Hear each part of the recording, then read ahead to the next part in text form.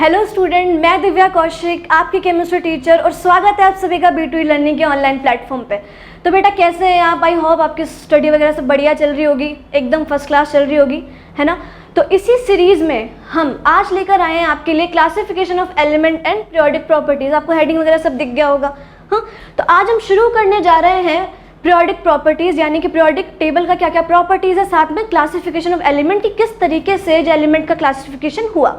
अब अपने को ये बात पता है कि अगर हम इनऑर्गेनिक पढ़ते हैं तो सबसे पहले हमारे दिमाग में पीरियोडिक टेबल का नाम टिक होता है, और ये बात भी हमको पता है कि जिसको पीरियोडिक टेबल के कैरेक्टरिस्टिक बहुत सही से समझ में आ गए, जिसका बेसिक पीरियोडिक टेबल में बैठ गया, वो इनऑर्गेनिक में कहीं नहीं रुकने वाला, उसका बेस प्रिपेयर तैयार हो जाएगा उस चीज़ से, है ना। और कुछ ऑर्गेनिक की प्रॉपर्टीज़ भी वहाँ पे मिली जुली हमको मिलेंगी। तो इसी सीरीज़ में हम डायरेक्ट पीरियोडिक टेबल पर ना कूदते हुए सबसे पहले ये देखेंगे कि कहाँ से पीरियोडिक टेबल चला आ रहा है, क्या उसके डेवलपमेंट हो रहे हैं, सबसे पहले किस साइंटिस्ट ने उसको बताया, फिर उसके बाद क्या उसके ड्रॉबैक्स थे, फिर कौन आया, फिर उसके बाद कौन आया, फिर उसके बाद कौन आया, और फाइनली हमारी मॉडर्न पीरियोडिक टेबल डिस्कवर हो गई। ठीक है, तो इसी सीरीज़ में आगे बढ़ते हुए शुरू करते हैं हमारा सेशन। बने रहिएगा, कॉपी पेन लेके साथ बैठिएगा और प्रिपेयर करते जाइएगा। ठीक है, आइए देखते हैं। सबसे पहले तो इस सीरीज में सबसे पहले नाम आता है डोबेराइनर का। क्यों भाई? डोबेराइनर एक ऐसे साइंटिस्ट थे जिन्होंने कहा कि मैं पीरियोडिक टेबल के एलिमेंट्स को सेम प्रॉपर्टीज़ वालों को साथ में रखूंगा और अलग अलग प्रॉपर्टीज़ वालों को अलग अलग रखूंगा। अब देखिए क्यों ज़रूरत पड़ी हमें पीरियोडिक टेबल की। तो अपने को सबको पता है कि अरेंजमेंट हमको हमारी लाइफ में बहुत पसंद है ना। हर तरीके से चीज़ें अरेंज होनी चाहिए। तो जब हर चीज़ अरेंज होनी चाहिए तो पीरियोडिक टेबल के एलिमेंट भी क्यों ना उस तरीके से अरेंज हो, है ना। सिमिलर प्रॉपर्टीज़ वाले एलिमेंट एक तरफ हों, डिसिमिलर वाले एक दूसरी तरफ हों। बहुत सही सी बात है तो, और बहुत सिंपल सी बात है। तो इसी चीज़ को लाने के लिए एलिमेंट को एक तरीके से रखना शुरू करा गया, और उसी चीज़ में अलग अलग साइंटिस्ट ने अपने अपने रूल्स दे डाले। और अपने को ये बात पता है कि पीरियोडिक टेबल जो है वो इनऑर्गेनिक की आत्मा है बेसिकली। तो जिसने इस चीज़ के कैरेक्टरिस्टिक्स को बहुत अच्छे से समझ लिया वो चीज़ें बहुत क्लियर रहेंगी उसके। देखिए, तो इसी सीरीज़ में हम पहले देखते हैं सबसे पहले क्या, डोबेराइनर का ट्रायड मॉडल। अब क्यों कहा डोबेराइनर ने इसको ट्रायड मॉडल? अरे भाई सामने दिख रहा है आपको। क्यों कहा? क्योंकि डोबेराइनर ने कहा कि मैं 3 एलिमेंट लूँगा, सिर्फ 3 एलिमेंट लूँगा। और अपने को पता है कि 3 दोस्तों को ट्रायो बोलते हैं, तो उसी तरीके से 3 एलिमेंट को भी हमने ट्रायड बोल दिया, यानी डोबेराइनर ने ट्रायड बोल दिया। ठीक है, तो डोबेराइनर ने कहा कि मैं 3 एलिमेंट लूँगा, और उसने कहा कि जो मेरा फर्स्ट एलिमेंट होगा और जो मेरा थर्ड एलिमेंट होगा, दोनों के एटॉमिक वेट का जो एवरेज होगा वो मेरे मिडिल एलिमेंट के एटॉमिक वेट के बराबर होगा। ठीक है, तो क्या कहा डोबेराइनर ने, आइए देखते हैं। डोबेराइनर ने कहा कि जो मेरा फर्स्ट एलिमेंट है और जो मेरा थर्ड एलिमेंट है, इन दोनों का एटॉमिक वेट मेरे फर्स्ट एलिमेंट और फर्स्ट एलिमेंट और थर्ड एलिमेंट के दोनों का एटॉमिक वेट, इन दोनों का ही एवरेज जो है वो किसके बराबर होगा? सेकंड यानी कि मिडिल एलिमेंट के एटॉमिक वेट के बराबर। क्या कमाल की बात कह दी इसने, और जो बात कही वो सही भी कही। जैसे कि इस चीज़ को देखने के लिए हमारे पास एक छोटा सा एग्जाम्पल है। ये लिथियम हमारा फर्स्ट एलिमेंट है और पोटेशियम हमारा थर्ड एलिमेंट है। और जैसा कि डोबेराइनर ने कहा कि मेरे जो फर्स्ट एलिमेंट और थर्ड एलिमेंट है, दोनों के एटॉमिक वेट, यानी कि लिथियम का एटॉमिक वेट प्लस में पोटेशियम का एटॉमिक वेट का एवरेज जो है वो किसके बराबर होगा? वो बराबर होगा पोटेशियम के। देखिए क्या कह डाला डोबेराइनर ने। हाँ भाई, तो देखो इधर देखो कि लिथियम और पोटेशियम दोनों का जो एवरेज एटॉमिक मास का जो एवरेज है वो सेकंड एलिमेंट यानी मिडिल एलिमेंट के बराबर हुआ। इसी तरीके से उसने 2-3 एग्जांपल्स और दिए। जैसे कि हम लेते हैं सेकंड एग्जांपल कि क्लोरीन और आयोडीन, यानी क्लोरीन का जो एटॉमिक मास है वो 35.5 है और आयोडीन का 127 है। इन दोनों का अगर एवरेज निकाला जाए तो वो ब्रोमीन यानी कि 80 मास होता है ब्रोमीन का, इसके बराबर आएगा। तो ये सब चीज़ें डोबेराइनर ने कही, और बस इतनी सी चीज़ डोबेराइनर ने कही। इसी चीज़ में अब डोबेराइनर का ड्रॉबैक क्या निकला? अगर कुछ ड्रॉबैक नहीं होता तो इसको ही आगे चलने देते। अरे भाई ये सब चीज़ें तो ठीक है, पर क्या कैसे हम पूरी पीरियोडिक टेबल में इसी रूल को लगा सकते हैं? अरे नहीं लगा सकते बिल्कुल भी। बहुत सारे एलिमेंट्स पर ये रूल एप्लीकेबल बैठा ही नहीं बिल्कुल, ठीक है। तो इसी चीज़ में ये ड्रॉबैक बना इस रूल का, और ये रूल यहीं की यहीं स्टॉप हुआ। अब आगे बढ़ते हुए सेकंड रूल आया किसका? न्यूलैंड का। न्यूलैंड ने एक रूल दिया जिसका नाम पड़ा ऑक्टेव रूल, और बहुत ही प्यारा सा रूल न्यूलैंड ने दिया। क्या कहा न्यूलैंड ने? न्यूलैंड ने कुछ नहीं कहा, बस इतना कहा कि इंडिया में जो म्यूजिकल टोन होते हैं, यानी कि सा रे गा मा पा दा नी सा, देखिए इधर क्या कहा न्यूलैंड ने। न्यूलैंड ने कहा कि इंडिया के जो म्यूजिकल टोन होते हैं, जैसे कि सा रे गा मा पा धा नी सा, ठीक है, जो फर्स्ट अक्षर है और जो 8th अक्षर है, दोनों आपस में सिमिलर हैं, बिल्कुल सिमिलर हैं भाई, दिख रहा है साफ साफ। तो न्यूलैंड ने कहा कि जैसे सारे गामा पादा निसा का फर्स्ट और 8th जो है अक्षर यानी वर्ड जो है वो सिमिलर है, उसी तरीके से मेरा फर्स्ट एलिमेंट और मेरा 8th एलिमेंट की प्रॉपर्टीज भी हैं वो सिमिलर होंगी। जैसे कि देखिए इधर न्यूलैंड ने कहा कि जो मेरा फर्स्ट एलिमेंट है और ये जो मेरा 8th एलिमेंट है, इसकी प्रॉपर्टीज जो है वो सिमिलर है। आइए देखते हैं, 1 2 3 4 5 6 7 और 8, बस इतना कहा न्यूलैंड ने, और इस रूल को नाम दे दिया क्या? Octave rule. इसी तरीके से अगर हम आगे बढ़े तो बेरिलियम और मैग्नीशियम आपस में सिमिलर हुए, फाइनली बोरोन और एल्यूमिनियम सिमिलर हुए, कार्बन सिलिकॉन सिमिलर हुए, फ्लोरीन और क्लोरीन सिमिलर हुए। बस इतनी सी बात न्यूलैंड ने कही कि जो मेरा फर्स्ट और 8th एलिमेंट है उनका जो प्रॉपर्टीज है वो सिमिलर होगा, दैट्स इट। बस ये चीज़ कही, पर कुछ ना जम नहीं पाई ये चीज़, और बहुत आगे तक चल नहीं पाई, क्योंकि हमको पता है, तब पता था, जो बाद में चीज़ें डिस्कवर हुई उस हिसाब से कैल्शियम के बाद अपने को ये बात पता है कि कैल्शियम के बाद आता है क्या भाई? D block. और डी ब्लॉक में सीधा जो डिफरेंस आएगा कितने का आएगा? 18 एलिमेंट्स का। अरे कैसे पॉसिबल होगा? न्यूलैंड ने कहा कि 8 एलिमेंट का आना चाहिए डिफरेंस, और यहाँ तो 18 का आ गया। तो न्यूलैंड का जो ये रूल है ये तो यहीं पे ही ठप हो गया, यानी कि डिस्कार्ड हो गया। दूसरी चीज़ जो इसकी ड्रॉबैक रही वो क्या थी कि फ्लोरीन के बाद, यानी कि जो ये हेलोजन गैसेस का सेगमेंट है, इसके जस्ट बाद जब नोबल गैस का डिस्कवरी हुआ तो नोबल गैस तो बन गए 8th एलिमेंट। हाँ भाई, ये तो 8th एलिमेंट बन गए। यहाँ पे नोबल्स आएंगे ना, बिल्कुल आएंगे यहाँ पे नोबल्स। तो अब जब न्यूलैंड कह रहा था कि फर्स्ट और 8th एलिमेंट के सिमिलर प्रॉपर्टी, तो अब न्यूलैंड के फर्स्ट और 9th एलिमेंट के सिमिलर प्रॉपर्टीज हो गई, तो ये तो पूरा ही रूल डिस्कार्ड हो गया, ठीक है। तो दो ड्रॉबैक्स इस चीज़ के रहे कि कैल्शियम के बाद डी ब्लॉक आएगा, 18 एलिमेंट का डिफरेंस आएगा, तो बताइए अब क्या करें, नहीं बन पाएगी ये चीज़। तो दूसरा ड्रॉबैक क्या रहा कि नोबल गैस जब डिस्कवर हुई तो वो बनी 8th एलिमेंट, और जो मेरा सोडियम है यानी कि जो ये वाली सीरीज है वो बन गई 9th एलिमेंट, तो यहाँ पे भी ये डिस्कार्ड हो गया, तो न्यूलैंड में नहीं चल पाया। अब इसके जस्ट बाद क्या चीज़ आई? इसके बाद आया लोथर मेयर ने कुछ अलग करने की कोशिश करी। क्या कहा लोथर मेयर ने कहा कि मैं फिजिकल केमिकल प्रॉपर्टीज से बनाऊंगा पीरियोडिक टेबल, पर मैं एटॉमिक वॉल्यूम और एटॉमिक वेट के बीच में ग्राफ बनाऊंगा, ठीक है। तो लोथर मेयर ने एटॉमिक वॉल्यूम और एटॉमिक वेट के बीच में एक ग्राफ बनाया। कैसा ग्राफ था आइए देखते हैं, बहुत ध्यान से देखिएगा, क्वेश्चन आता है यहाँ से। क्या ग्राफ ड्रॉ किया लोथर मेयर ने? आइए बात करते हैं लोथर मेयर के ग्राफ की। देखिए, आइए, तो लोथर मेयर ने कहा कि मैं लोथर मेयर एटॉमिक वेट और एटॉमिक वॉल्यूम के बीच में एक ग्राफ प्लॉट करूंगा, ठीक है। और उस ग्राफ के अकॉर्डिंगली मैं पीरियोडिक टेबल के कुछ एलिमेंट्स हैं उनको वेरिएशन में रखूंगा और उनकी प्रॉपर्टीज़ के हिसाब से उनको स्पेस दूंगा। तो क्या क्या स्पेस लोथर मेयर ने दिया देखते हैं। देखिए, एक ग्राफ प्लॉट करते हैं जो कि लोथर मेयर ने दिया।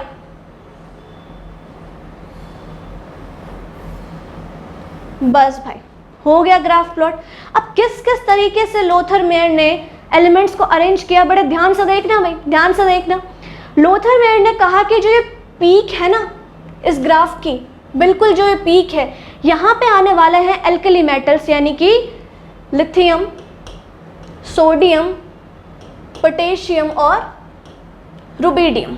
यानी कि जो पीक है ना, पीक पे आएंगे क्या, एल्कली मेटल्स। तो यहाँ लिख देते हैं हम कि पीक पर लोथर मेयर ने कहा कि सिर्फ एल्कली मेटल्स का ही बोलबाला रहेगा, ठीक है। और क्या कहा लोथर मेयर ने, और लोथर मेयर ने कहा कि मेरा जो डिसेंडिंग जाने वाला है, यानी कि बॉटम से भी डिसेंडिंग जाएगी चीज़ें, वहाँ पर आने वाली हैं एल्कलाइन अर्थ मेटल, यानी कि बेरिलियम, मैग्नीशियम, कैल्शियम और स्ट्रोंशियम। ओके, यही आगे बढ़ाते हुए हम चीज़ों को चलते हैं कि लोथर मेयर ने कहा कि जो मेरी असेंडिंग पोजीशंस है, असेंडिंग पोजीशंस पर आने वाला है हेलोजन, फ्लोरीन, क्लोरीन, ब्रोमीन। और साथ ही में लोथर मेयर ने कहा कि एक और चीज़ सुन लो कि बहुत ही लोएस्ट एरियाज में आएगा क्या, ट्रांजिशन मेटल, यानी कि आयरन, कोबाल्ट और निकल। अच्छा, तो आइए लिख लेते हैं यहाँ पे ये सब चीज़ें कि लोथर मेयर ने कहा कि पीक पर अल्कली मेटल आएंगे, बिल्कुल आ चुके हैं। लोथर मेयर ने कहा कि डिसेंडिंग में उसने कहा कि एल्कली अर्थ मेटल बिलोंग करेंगे, एल्कली अर्थ मेटल बिलोंग करेंगे, ठीक है भाई। अच्छा, थर्ड उसने बोला कि असेंडिंग पोजीशन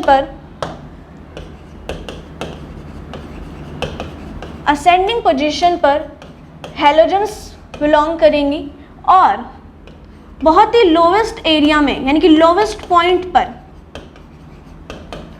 ट्रांजिशन एलिमेंट यानी कि डी ब्लॉक्स आएंगे, ट्रांजिशन एलिमेंट यानी कि डी ब्लॉक्स आएंगे, ठीक है। तो ये रूल, यानी ये रूल दिया किसने, लोथर मेयर ने। बस इतना कहा लोथर मेयर ने। बात लोथर मेयर ने भी वही करी, एटॉमिक वेट के बारे में बातें चल रही हैं अभी तक यहाँ पे, चाहे वो डोबेराइनर हो, चाहे वो न्यूलैंड हो, चाहे वो लोथर मेयर हो, कोई भी आगे नहीं बढ़ पाया एटॉमिक वेट से। भाई ध्यान रखिएगा ये बात कि अभी तक हम बेस बनाकर जिसके बारे में बातें कर रहे हैं वो एटॉमिक वेट के बारे में ही बातें कर रहे हैं, ठीक है। आइए, तो ये सब कहा लोथर मेयर ने और बस यहाँ ये सब चीज़ें कहकर लोथर मेयर रुक गया। पर आप खुद सोचिए क्या कि यूटिलिटी है, मतलब प्रैक्टिकली ये चीज़ें पॉसिबल है कि हम पूरी पीरियोडिक टेबल के एलिमेंट्स को इस तरह से ग्राफ प्लॉट करके दिखा पाएँ और पीक पे, डिसेंडिंग में, असेंडिंग में दिखा पाए। अरे नहीं है पॉसिबल, ये प्रैक्टिकली पॉसिबल भी नहीं है, ये ना याद रखने में पॉसिबल है, बड़ी दिक्कत है इन सब चीज़ों में। तो इसी चीज़ को आगे बढ़ाते हुए हमारे पास एक और लॉ आया। क्या लॉ आया, मेंडलीव का। तो हम इसको साफ करते हैं, देखिए, आई होप आपने उतार लिया होगा, ठीक है। तो इसी सीरीज़ में आगे बढ़ते हुए क्या कहा मेंडलीव ने। अब मेंडलीव ने भी वही सब चीज़ें कही, भाई एटॉमिक मास पर ही मेंडलीव का बेस रहा, पर मेंडलीव ने कुछ ऐसा कर दिया जिससे पीरियोडिक टेबल का एक अलग ही रूप निकल के सामने आया। क्या करा मेंडलीव ने, सबसे पहले पीरियोडिक टेबल को मेंडलीव ने ही एक सिस्टमेटिक तरीके से रखा, यानी कि एक टैबुलेटेड फॉर्म में रखा। कैसे, मेंडलीव ने बताया कि मैं एलिमेंट्स को एक बहुत ही सिस्टमेटिक तरीके से रखूँगा, और साथ ही में मेंडलीव ने टैबुलेटेड फॉर्म को इंट्रोड्यूस करा इन द पीरियोडिक टेबल में। मेंडलीव ने एक और चीज़ करी, 63 एलिमेंट डिस्कवर करें। अच्छा, साथ में मेंडलीव ने कहा कि रुकिए ज़रा, देखिए मैं क्या कर रहा हूँ, मैंने पीरियड्स बना दिए हैं। और कितने पीरियड्स बनाए हैं भाई, 7th। साथ में मेंडलीव ने सोने पे सुहागा करके ग्रुप्स भी डिस्कवर कर दिए। और वो कितने ग्रुप्स डिस्कवर करे उसने, 8 ग्रुप डिस्कवर करे थे, प्लस में अगर नोबल गैस को जोड़ा जाए तो 9 ग्रुप हो गए, ठीक है। तो ये सब मेंडलीव ने कर दिया। कितने ग्रुप डिस्कवर करे बेटा, 9 ग्रुप। अच्छा, ठीक है। तो ये सब बातें मेंडलीव ने कही और अपने को पता है ये बात कि पीरियड्स जो होते हैं वो हॉरिजॉन्टल्स में होते हैं और ग्रुप्स जो होते हैं वो वर्टिकली प्रेजेंट रहते हैं, ठीक है। अच्छा, तो ये सब चीज़ें मेंडलीव ने कही। और कमाल की चीज़ मेंडलीव ने कह दी कि अब तक जो चीज़ें हो रही थी, कोई ग्राफ में डिस्कवर कर रहा था तो कोई किसी और चीज़ में डिस्कवर कर रहा था, पर मेंडलीव ने कहा कि मैं टैबुलेटेड फॉर्म बनाऊंगा इस बार, और मेंडलीव ने टैबुलेटेड फॉर्म डिस्कवर करी। अब ये काम मेंडलीव ने कर दिया और पहली बार पीरियोडिक टेबल में टैबुलेटेड फॉर्म डिस्कवर हुई। किसके थ्रू, मेंडलीव के थ्रू हुई, ठीक है। पर इन सब चीज़ों को चलाते हुए मेंडलीव ने कहा कि कुछ मेंडलीव के मेरिट्स भी निकले और कुछ डीमेरिट्स भी निकले। अब क्या वो मेरिट्स और क्या वो डिमेरिट्स थे, आइए इसको देखते हैं। मेंडलीव ने कहा कि मैंने कुछ प्रेडिक्शन किए न्यू एलिमेंट के। मेंडलीव ने कितनी कमाल की बात कही, सुनो मेरी बात। क्या कहा मेंडलीव ने कि मैं कुछ स्पेस छोड़ के जा रहा हूँ मेरे प्रोडक्ट टेबल में, और जो फ्यूचर में आने वाला एलिमेंट है उनको यहाँ रख देना अगर वो सिमिलर प्रॉपर्टीज में हो तो। और जो स्पेस मेंडलीव ने रखा, फ्यूचर में आने वाले कुछ एलिमेंट के जो प्रॉपर्टीज हैं वो मिक्स यानी कि सिमिलर मैच हुई वहाँ से, और वो जो डिस्कवर एलिमेंट थे फ्यूचर के वो रखे गए कहाँ पे, मेंडलीव के प्रोडक्ट टेबल में रखे गए। ठीक है, जैसे कि उनमें से कुछ एलिमेंट थे एका एल्यूमिनियम, जो कि उस टाइम में मेंडलीव ने स्पेस छोड़ के गया था। मेंडलीव एका एल्यूमिनियम के स्पेस के नाम से, उसका कुछ एटॉमिक वेट था 68 पॉइंट समथिंग कुछ। ठीक है, और जब फ्यूचर में डिस्कवर किया एक एलिमेंट गैलियम, उसका एटॉमिक मास आया 70 समथिंग कुछ, तो उसको रखा गया कहाँ पे, एका एल्यूमिनियम के स्पेस पे। वहीं बिल्कुल सिमिलर तरीके से एका सिलिकॉन नाम से एक स्पेस छोड़ा गया मेंडलीव के थ्रू, और उस एका सिलिकॉन में एक और एलिमेंट आया जिसको हमने बोला है जर्मेनियम। ठीक है, इसी तरीके से एक एका बोरोन और एका मैग्नीज छोड़ा गया, जिसके साथ में जो थ्रू एलिमेंट आए वो कौन से आए, स्कैंडियम और टेक्नीशियम। ओके, तो ये चीज़ मेंडलीव ने कही। ये एक मेंडलीव का मेरिट रहा कि मेंडलीव ने फ्यूचर का सोच के जो फ्यूचर में डिस्कवर होने वाले एलिमेंट थे उनको उनके लिए ऑलरेडी स्पेस छोड़ दी। बताइए कितनी कमाल की बात कही, दूरदर्शिता रही है मेंडलीव में। तो ये चीज़ मेंडलीव के मेरिट्स में गिनी जाएगी। और क्या मेरिट रहे मेंडलीव के, बहुत ही कमाल की एक चीज़ मेंडलीव ने बताई, आइए देखते हैं। मेंडलीव ने कहा कि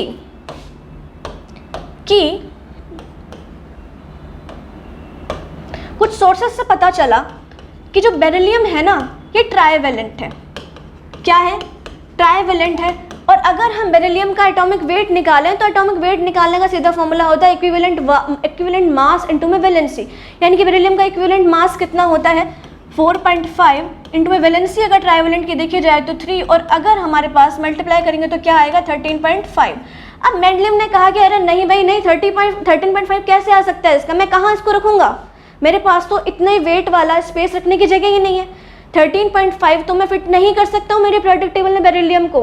फिर मेंडलीव ने कुछ चीज़ें कही, कुछ चीज़ें की, कुछ एक्सपेरिमेंट्स करे, और फिर मेंडलीव ने बताया कि अरे नहीं, जो बेरिलियम है ना वो ट्राइवेलेंट ना हो के क्या है, डाइवेलेंट है।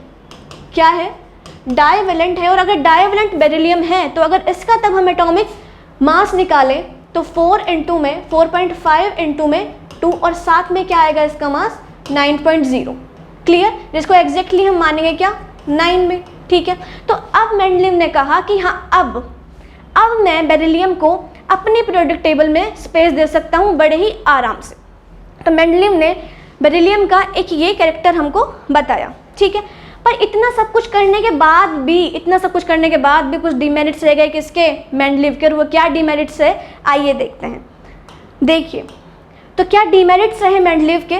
मेंडलीव जो है ना सब कुछ कर दिया मेंडलीव ने, टेबुलेटेड फॉर्म दे दी, सिस्टमेटिक चीज़ें कर दी, है ना, पीरियड्स कॉलम वगैरह सब कर दिया, पर मेंडलीव जो मेन चीज़ थी वो करना भूल गया। और वो मेन चीज़ क्या थी कि मेंडलीव ने नहीं बताया कि ये जो हाइड्रोजन है ना इसको हम कहाँ प्लेस करें पूरे पीरियोडिक टेबल में, नहीं बताया भाई, नहीं बताया। अब मेंडलीव क्या आज तक ही कोई नहीं बता पाया कि हाइड्रोजन को कहाँ रखें हम पीरियोडिक टेबल में, भाई मेंडलीव भी नहीं बता पाया और आज तक ही कोई नहीं बता पाया। साथ में एक और चीज़ मेंडलीव ने डिस्कवर नहीं करी कि मेंडलीव कह रहा है कि मैं आइसोटॉप्स के अकॉर्डिंगली क्लासिफिकेशन कर रहा हूँ, सॉरी, मेंडलीव ने कहा कि मैं एटॉमिक मास के अकॉर्डिंगली क्लासिफिकेशन कर रहा हूँ। तो मेंडलीव ने बताया ही नहीं कि ये जो आइसोटॉप्स रखे जाएंगे ना ये कहाँ पे प्लेस होंगे और हम कहाँ पे इनको प्रोडक्ट टेबल में जगह देंगे, ये चीज़ भी मेंडलीव ने नहीं बताई। 2 डिमेरिट्स तो अभी आ गए मेंडलीव के। साथ में मेंडलीव ने कहा कि कुछ एलिमेंट जो ऐसे थे ना जो सिमिलर नहीं है उनको भी मेंडलीव ने आपस में साथ रख दिया, है ना। जैसे कि मेंडलीव ने पता है ये बात कि ऑर्गन का एटॉमिक मास होता है 39.5 और पोटेशियम का होता है 39.1, पर मेंडलीव ने ऑर्गन को पोटेशियम से पहले रख दिया। अब बताओ भाई कोई बात हुई ये भला कि जिसका एटॉमिक मास ज़्यादा है उसको पहले रखा जा रहा है, और एक तरफ मेंडलीव कह रहा है कि मैं एटॉमिक मास के थ्रू कर रहा हूँ पीरियोडिक टेबल का नंबरिंग वगैरह सब चीज़ें। तो ये चीज़ तो कुछ जमी नहीं, हमारे समझ में नहीं आई। दूसरी चीज़ मेंडलीव ने करी जो क्या की कि उसने मैग्नीज को हेलोजन के साथ रख दिया। अरे मैग्नीज मेटल है और हेलोजन नॉन मेटल है, कैसे दोनों साथ साथ रह सकते हैं? सवाल ही पैदा नहीं होता। तो एक डीमेरिट हमने मेंडलीव का ये गिना कि मेंडलीव ने मैग्नीज को कहाँ रख दिया? हेलोजन के साथ रख दिया, जो कि पॉसिबल ही नहीं है क्योंकि ये है मेटल और हेलोजन्स हैं नॉन मेटल्स। ठीक है भाई, ठीक है। आइए देखते हैं फिर आगे। एक और चीज़ मेंडलीव ने करी कि कॉइनस मेटल जो होते हैं ना, कॉइनस मेटल क्या क्या होते हैं? कॉइनस मेटल, कॉइनस मेटल जो होते हैं highly reactive metal, copper, silver और Au, हाईली रिएक्टिव मेटल, इनको मेंडलीव ने एल्कली मेटल के साथ जमा दिया। कोई बात हुई क्या ये भला? बताइए, एल्कली मेटल कहाँ और कॉइनस मेटल कहाँ? जमा ही नहीं है मामला तो। ठीक है, तो ये सब ड्रॉबैक या डीमेरिट्स कह लीजिए, ये सब मेंडलीव के रहे। मेंडलीव ने काम बढ़िया करा पर लास्ट में जाके बहुत सारे डीमेरिट्स उसके निकल के आए। इसी वजह से मेंडलीव को यहाँ पे हमने स्टॉप किया और हम आगे बढ़े। और हमें आगे क्या मिला? एक रूल मिला, मोज़ले पीरियोडिक टेबल, जो कि बड़े कमाल की चीज़ इसने कही। इसने कहा कि मैं क्या करने वाला हूँ? मैं एटॉमिक वेट नहीं, एटॉमिक नंबर के थ्रू पीरियोडिक टेबल को बनाने वाला हूँ। ठीक है, तो इसने क्या किया? बहुत सिंपल सी चीज़ इसने करी। इसने एक मेटल लिया, इसने क्या किया? एक मेटल लिया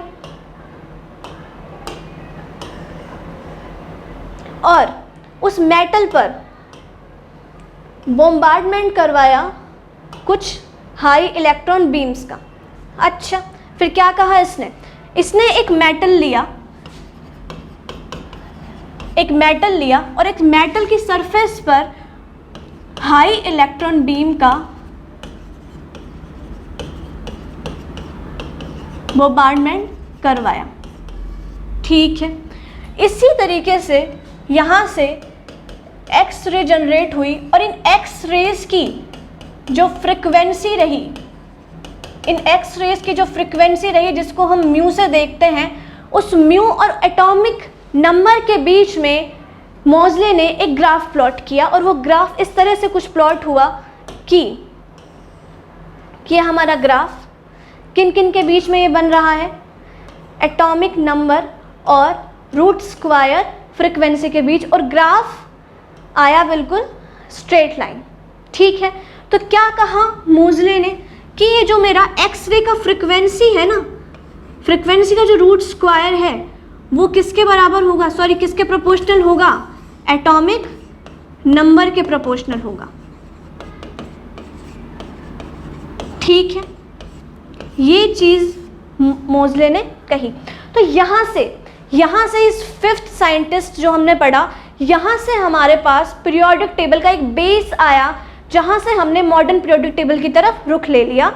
और फिर मॉडर्न पीरियोडिक टेबल बनी, उसके बाद लॉन्गेस्ट मॉडर्न पीरियोडिक टेबल बनी, जो हम आज तक पढ़ते आ रहे हैं, है ना। तो एक जो फाइनेस्ट वर्जन जिसने दिया वो था मोज़ले, और उसने किसके बेस पे वर्जन दिया? वो वाला एटॉमिक नंबर के पे।